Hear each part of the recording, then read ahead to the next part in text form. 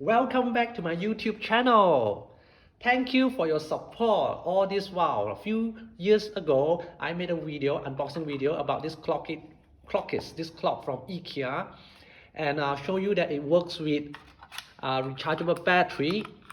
So 99% is full. So today I'm going to answer this question where a lot of people ask me the same question, where how do you change this clock system from 24 hours to 12 hours or 12 hours to 24 hours? Okay, so all you need to do, there are actually two buttons. So you just need to go to set, the usual set. Okay, so say for example, this is the time now, for example. Okay, so this is the time now. It's in it's in 12 hour system PM. So if I want to change this to 24-hour system, how am I going to do that? Okay, you press this up button.